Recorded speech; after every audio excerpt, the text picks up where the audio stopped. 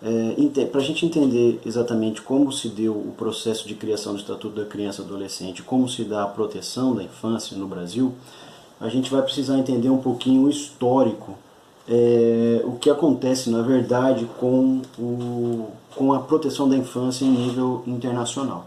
Então é um processo histórico que aconteceu, que veio desembocar no Brasil, vamos dizer assim, ou veio trazer ou dar fundamentos para a criação do Estatuto da Criança e do Adolescente lá em 1990. Antes disso, a infância ela tem um longo caminho até chegar, como eu já tenho falado em muitas palestras, vocês já devem ter acompanhado aí nos nossos canais, sobre a questão da própria criação do conceito de infância, quando surgiu o conceito de infância. O fato é que a proteção jurídica da infância, portanto, quando eu falo infância, a gente pensa sempre em criança e adolescente. Vale lembrar que a Declaração dos Direitos da Criança e a Convenção sobre os Direitos da Criança da ONU, ambas da ONU, elas tratam de crianças, aquelas pessoas que têm até 18 anos. O Brasil veio falar em criança e adolescente. Quando eu falo então em proteção da infância, entendam também a proteção da própria adolescência. O primeiro documento, vamos dizer assim, que a gente pode considerar que veio trazer a proteção da vulnerabilidade, a proteção para ou contra a vulnerabilidade da infância, foi através da Organização Internacional do Trabalho, a chamada OIT, criada a partir de 1919, através das suas convenções. Foram criados alguns documentos, vamos assim dizer, que trouxeram justamente a proteção contra o trabalho infantil dos menores de 18 anos, regulando o horário de trabalho, a questão do trabalho insalubre, a própria proteção da criança para que não trabalhasse, ou seja, a proibição do trabalho infantil. É importante a gente dizer que esses documentos, na verdade, não vinham vinham a criança como algo a ser protegido, ela não era sujeito de direitos. Ela era, na verdade, naquele momento histórico, uma mão de obra barata que não se sindicalizava, que não reivindicava salários, que não fazia greve, e, portanto, era uma mão de obra que estava sendo colocada à disposição das indústrias, com muito mais ênfase do que o próprio trabalho do adulto. Então, o que aconteceu foi uma espécie de convulsão social. Para você apaziguar essa convulsão social, ou seja, essa falta de trabalho do adulto, porque estavam se preferindo as mãos de obras, das crianças e dos adolescentes, como eu já disse, então a OIT lança esses documentos justamente para definir ou restringir o trabalho infantil. É importante vocês darem uma olhada nisso, porque em muitos concursos federais, muitas vezes isso é pedido. E esses documentos da Organização Internacional do Trabalho, ela na verdade ela vai trazer exceções, por exemplo, a trabalhos realizados por crianças e adolescentes. Então ela restringe, mas ela traz tantas exceções que praticamente ele se torna inócuo, vamos assim dizer, de um modo bem claro. Então é importante a leitura dessas convenções, desses trabalhos realizados nas convenções internacionais da Organização Internacional do Trabalho. Isso é muito, muito importante porque nós estamos em 1919. Em 1924 surge a chamada Carta da Liga das Nações. Essa Carta da Liga das Nações, percebam que nós estamos aí na Primeira Guerra Mundial. E aí o problema da infância já começa surgindo principalmente na Europa, o que se chama de órfãos de guerra, que são aquelas crianças que perambulam pela Europa, na verdade, e muitas vezes até em grupos, porque as famílias foram mortas durante a guerra. Então, o que acontece? Você já tem um início de proteção da criança aí como um documento propriamente dito, com preocupação na infância. Vejam bem, ainda não como sujeito de direitos, mas como um objeto a ser protegido. A criança ainda é um objeto a ser protegido. Então, lá em 1924, a Carta da Liga das Nações é um documento que vai trazer a proteção da criança como um objeto de proteção. Muito bem, em 1945 surge a ONU, em 1948 a Declaração Universal dos Direitos do Homem, que também se aplica à infância. Vale dizer que o sistema adotado na garantia dos direitos da criança é um sistema que nós chamamos de heterogêneo. Portanto, não basta o Estatuto da Criança e Adolescente para nós. Isso é muito importante a gente falar. O que interessa para todo mundo, aqui no Brasil, vamos dizer assim, para nós, é o Estatuto da Criança e todos os demais documentos relativos à proteção universal dos direitos humanos, portanto, todos os direitos universais são também aplicados às crianças e, além disso, os documentos específicos de proteção dos direitos da criança. Então, por isso nós falamos que é um sistema heterogêneo. Então, aplica-se todos os documentos, como eu digo, todos os tratados, todas as convenções, todas as declarações próprias deste ser em desenvolvimento, que é a criança e o adolescente, mas também todos os demais tratados e convenções relativos à proteção dos direitos do ser humano de um modo geral. Então, em 1948, a Declaração Universal dos Direitos do Homem vem e traz proteções humanas, logicamente, que vão ser também asseguradas à criança e ao adolescente. A ONU, em 1959, vai trazer então a Declaração dos Direitos da Criança.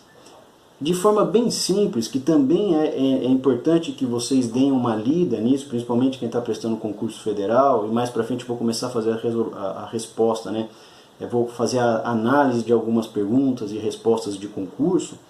É importante vocês lerem isso, por quê? Porque lá na Declaração dos Direitos da Criança, em 1959, é a grande primeira mudança do paradigma, ou seja, do olhar sobre a infância. Por quê? Porque ali a criança é vista como um sujeito de direitos. É diferente a gente falar em sujeito de direitos de um objeto a ser protegido. Uma coisa é eu entender que a criança deve ser protegida por tais razões. Outra coisa é a gente entender que a criança é um sujeito de direitos. Portanto, ela tem vontade própria. Portanto, ela tem, por exemplo, direito a se expressar. É de dentro para fora. Quando a gente olha com o olhar do sujeito de direitos, a gente está olhando de dentro para fora. A criança é o centro. E a partir daí, tudo em volta, né, todas as relações em volta, devem ser permeadas pelo seu superior interesse. Esse termo vai surgir lá na Convenção dos Direitos, como eu vou falar já já para vocês. Então, essa é a grande diferença entre objeto de proteção e sujeito de direitos. Objeto de proteção, como eu disse, você vai proteger sobre o seu olhar, vamos assim dizer. Quando ele é um sujeito de direitos, é dele para fora, é dele para o mundo. Isso é o que significa sujeito de direitos. E a declaração vem trazer, então, esse documento internacional, vai trazer a criança agora, e portanto o adolescente também, como um sujeito, ou verdadeiro sujeito de direitos. Essa é a grande mudança histórica da Declaração dos Direitos da Criança. Muito bem. Isso, em 1985, então, surge também outro documento importante, que são as Regras Mínimas das Nações Unidas para a Administração da Justiça da Infância e Juventude, Regras de Beijing, ou chamada também de Pequim. Essa vai trazer, na verdade, a excepcionalidade da prisão e a sua brevidade. Isso é muito importante a gente falar, porque ele vai trazer o aspecto da proteção da criança dentro do processo ou dentro do sistema de justiça do sistema judiciário. A justiça é muito mais ampla, quando a gente fala em justiça, são muitos outros aspectos além do sistema jurídico, o sistema que a gente conhece de justiça dentro do sistema judiciário.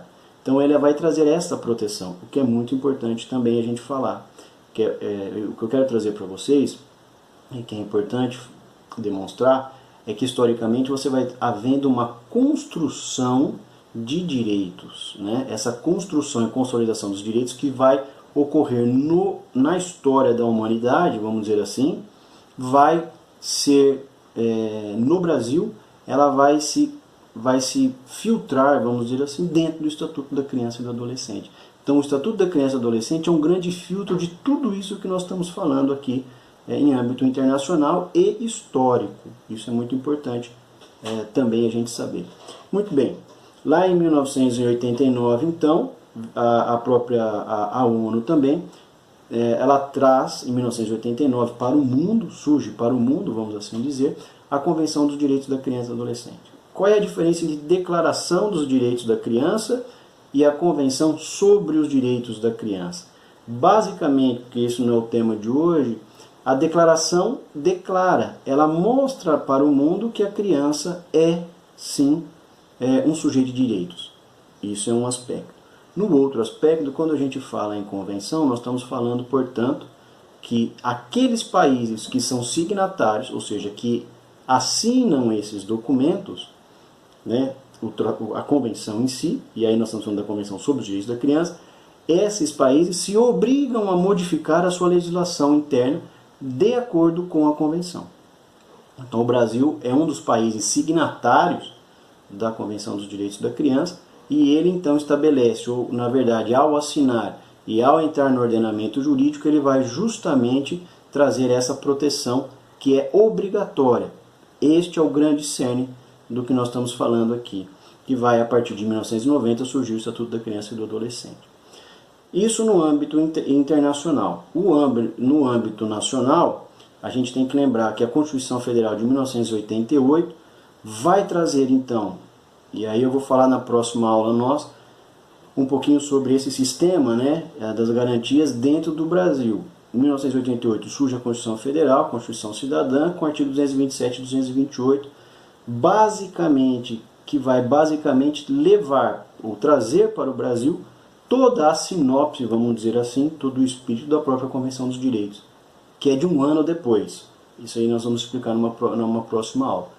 O nosso legislador constituinte, ele teve, na verdade, acesso a esse documento, que surgiria em 1989, e em 88, já antevendo tudo isso, ele vai justamente trazer para o corpo da Constituição Federal, nos seus artigos 227, principalmente 227 e depois 228, né, também, que fala sobre a proteção da criança, ele vai trazer justamente essa proteção da infância em âmbito constitucional. E aí surge em 1990 o Estatuto da Criança e do Adolescente, trazendo para o Brasil um paradigma, ou seja, uma também mudança de visão, uma nova mudança de visão, um novo paradigma, que é a proteção integral. Juntamente com o que a Convenção vai trazer, que é absoluta, que a Constituição vai trazer, desculpem, que é a absoluta prioridade, a proteção integral, justamente com o que a Convenção dos Direitos da Criança traz, que é o superior interesse da criança, vai formar o tripé de todo o sistema de proteção da infância e juventude. Ou seja, qual é esse tripé? Superior interesse da criança, olhem que ela é um sujeito de direitos, portanto tudo que a gente fizer é sob o enfoque do superior interesse. Com quem fica a guarda? Com o pai ou com a mãe? Depende do superior interesse da criança. Se não for nenhum dos dois, pode ser para uma tia, por exemplo. O que interessa é que ele é um sujeito de direitos e, portanto, interessa não o que pedem, mas o que ele tem direito. É isso que é importante dizer também para vocês e deixar muito claro. Esse é o superior interesse. Outro aspecto, absoluta prioridade.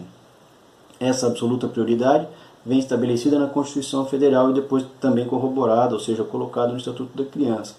E a proteção integral, que já vem colocado no artigo 1º do Estatuto da Criança e do Adolescente. Portanto, esse é uma forma rápida da gente explicar para vocês o nascimento do Estatuto da Criança e do Adolescente em 1990. Ele vem de um processo histórico internacional que é nacionalizado, vamos assim dizer, e ele vai trazer dentro do Estatuto tudo isso que nós falamos da proteção integral da criança e do adolescente como sujeito de direitos, e vai trazer à luz, né, do antigo Código de Menores, que era o que vigia até 1990, a mudança do paradigma como a criança e o adolescente como um centro de atenção para, através do seu superior interesse, protegê-los integralmente. Pessoal, eu vou ficando por aqui e na próxima aula nós vamos conversar um pouquinho sobre esse tripé, né, que eu acabei de dizer para vocês. Um abraço, tudo de bom para vocês.